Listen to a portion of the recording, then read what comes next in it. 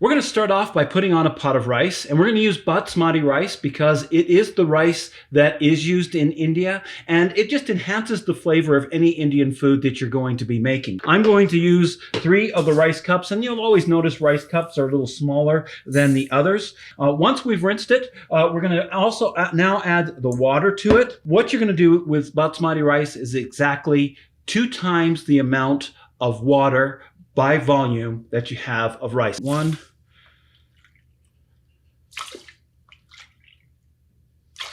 And for me, that works out to 1 liter of water. Then we take it over to the stove where we're going to put it on high heat till it boils. And then we're going to put it down to low for 10 minutes and then turn it off and let it rest for 10 minutes. And that's it for the rice. One of the things you'll notice about this chicken is it is still a bit frozen, which is just the way I like it because you can cut it a lot more easily. But you can still push your fork into it quite well and bring it over to the cutting board. So I like to cut mine first into nice cylindrical shapes, probably about this size. And with it being frozen, I can really cut it nicely and easily. It just makes it a lot easier for handling the chicken. So we're going to start this off by putting a large pot on the stove, and we're going to put in a couple of glugs of vegetable oil. We're going to turn up our heat to medium high, and we're going to introduce our chicken. Okay.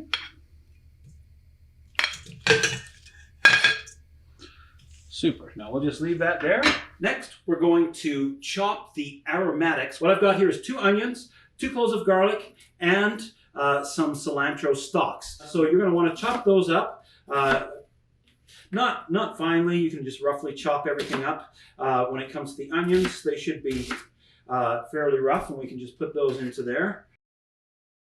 And then we've got our garlic. Your garlic you want to mince up a little bit smaller. I find one of the best ways to keep it in place is to put your knife on top of it, give it a little bit of a thrust like that, and thrust like that, and away we go with it.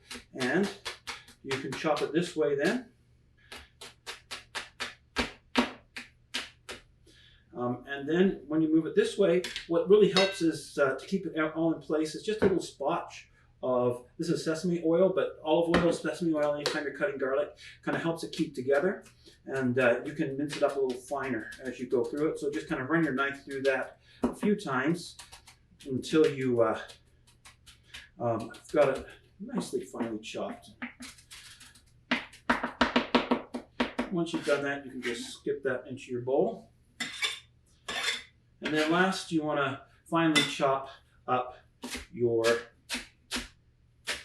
cilantro stalks. And they can go in with your aromatics as well.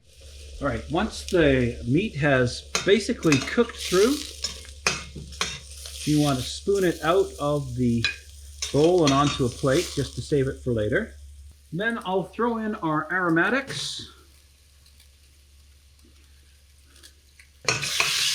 And we're just going to keep stirring that until our onions have gone soft and sort of yellowy.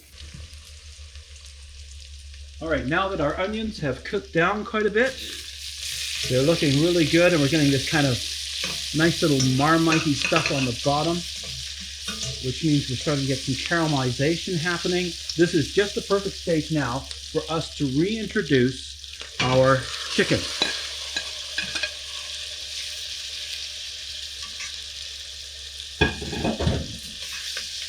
And we'll just turn that around for a minute, give it a couple of seconds, kind of integrate together. Now it's time to integrate our paste. So we're just going to slop all that wonderful paste that we made into the pan. And you're going to want to stir this for a little bit just to kind of cook the sauce up. And the sauce, as we're cooking here, will probably go a little darker, and that's okay. Okay, you can see a couple of things here that lets us know that our paste is ready. First of all, you can see that it's gotten a little bit of a darker color, and then you can also see some of the oil is starting to float on the top. So that lets us know that we're ready for our next ingredients, which are going to be a tin of tomatoes, And you should really smell this right now. Smells just some kind of wonderful.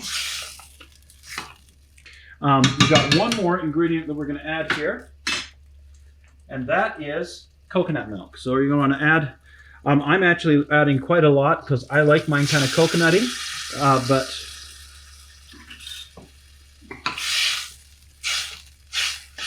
probably 1 or 2 cans of that coconut milk will help to integrate it here, and it's looking fabulous. And now all we're going to have to do with this is we're going to have to put it down to a simmer and leave it until we're ready to eat. To serve it up, what you're going to need is a piece of naan bread. And this is store-bought, but we're going to show you how to make the homemade stuff one day. And we'll start off with a little bit of this basmati rice.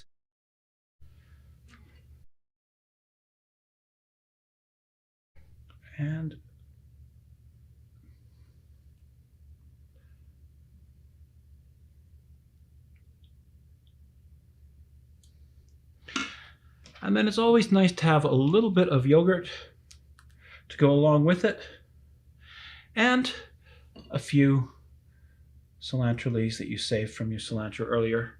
And there you have it, chicken tikka masala.